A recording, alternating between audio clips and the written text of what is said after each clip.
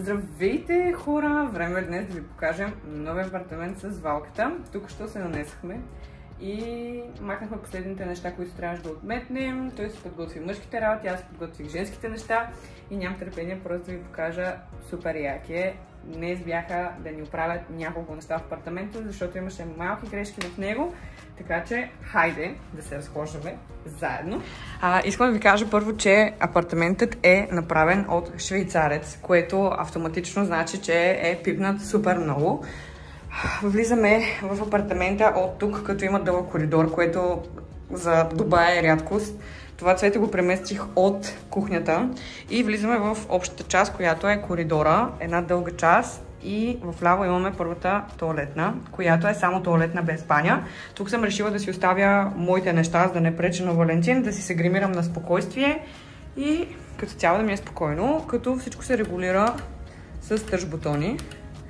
Ето банята как изглежда, цялата е златна. Единствено забелязах, че водата е доста мътна, но това беше защото не я бяха пускали много време. Някой звъни? Hello. Check reception. Sorry? Reception. Yeah, I'll bring it downstairs. I forgot. Sorry about that. Скараха ни се. И за това, че не си свалихме тролито долу. Продължаваме с другата част, която супер ми харесва, защото е затворена. Тук е пералното помещение, както и абсолютно всичко останало, свързано с почиствателни уреди и така нататък. Това, което много ми хареса на апартамента е, че е абсолютно зареден. Като ви казвам абсолютно зареден, всички тези кърпи, всички тези неща, всичко си беше тук в момента, в който ние се настанихме, тъй като този швейцарец е живял една седмица и просто е решил да ни остави абсолютно всичко заредено. Преминаваме в любимата част на валката, а именно кухнята. Кухнята пак е с изцяло тъч оборудване, като дори аспиратора се включва с тъч. Имаме много просторна кухня, тук вдясно са му добавките и вградена, всъщност не знам това дали се води вграден хладилник, но да кажем, че е полувграден. Хладилникът ни е достатъчно широк, на газ сме тук, повечето апартаменти са на газ в Дубай. Абсолютно всяка една вратичка в кухнята е на този принцип. Отваря се с механизъм нагоре и след това, ако искаме да я затворим, натискаме просто тази джаджа, като имаме и съдомиална. Но лошото, което е, че имаме само един контакт в цялата кухня и не знам как ще съберем тези всичките неща, но да, тук също имаме абсолютно заредена кухня с всякакви тигани, всякакви тенджери и глупости. А тия чаши са супер яки. Много ме кефт. Баш си за чупене. Да.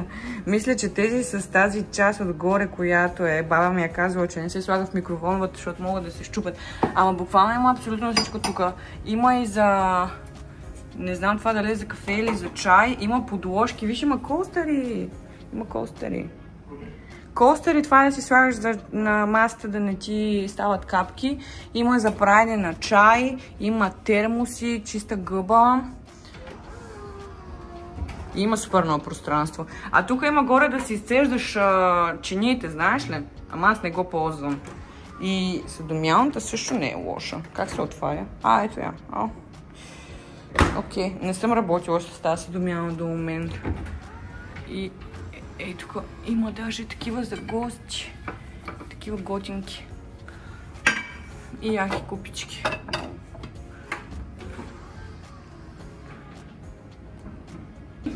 Преминаваме към любимата ми част от кухнята, а именно всекидневната и валката. Хора, погледнете колко е брутална стаята.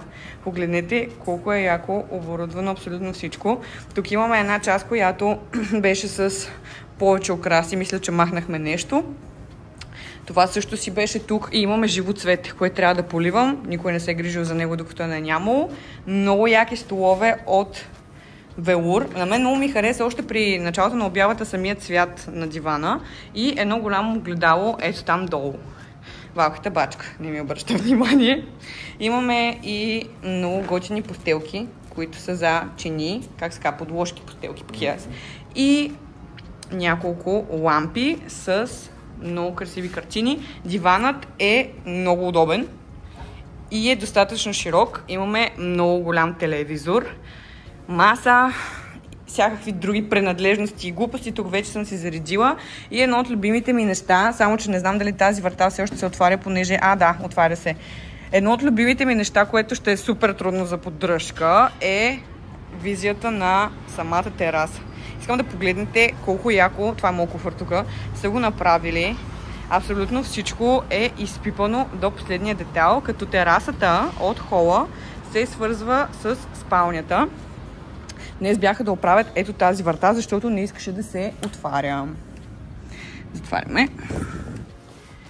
Отне малко време на кухнята да се охлади, но най-после се охлади. Това, което също много ми харесва, е, че лампите се регулират изцяло от тази част. Мога да изключа всички наведнъж и мога да ги включа всичките наведнъж, като се святкат и ето тези лампи.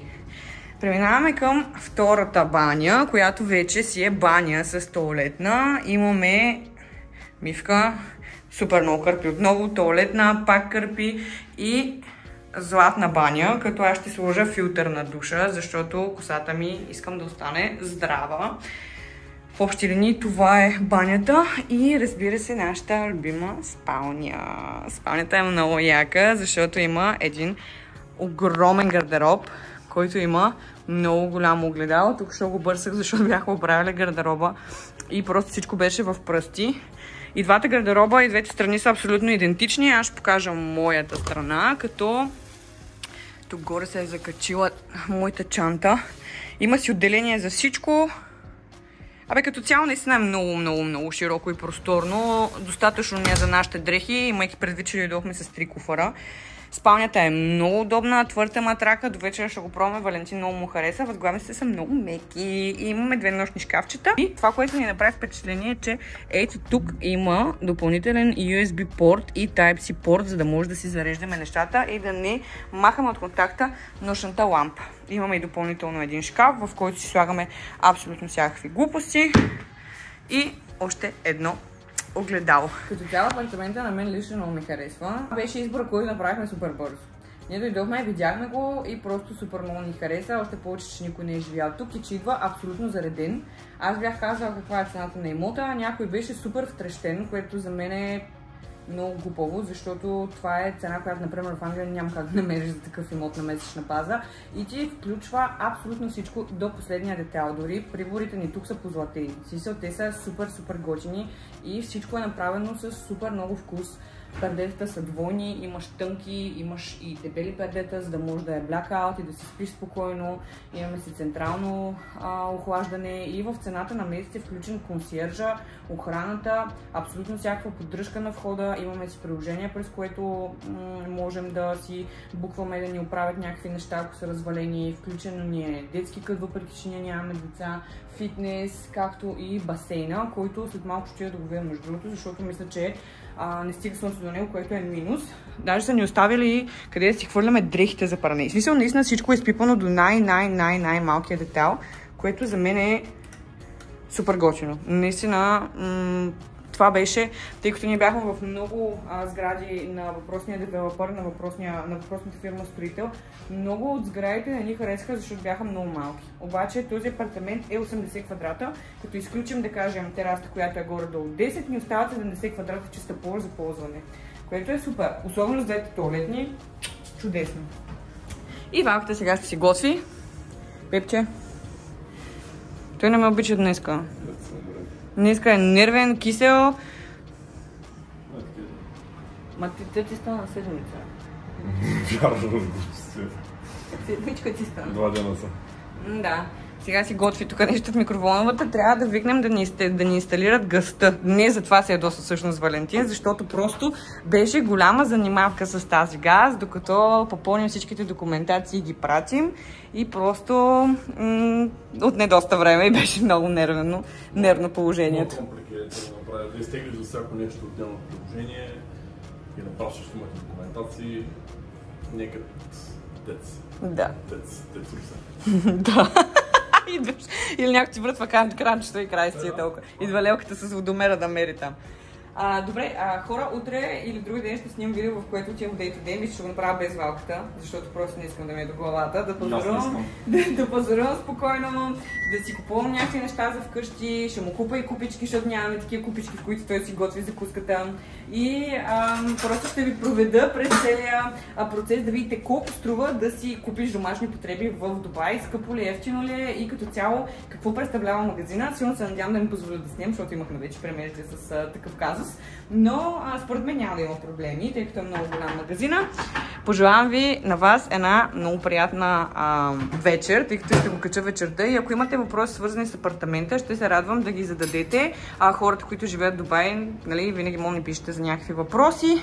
И така, пожелавам ви всичко хубаво, да харесате, да коментирате и да се абонирате за нашия канал, защото просто така.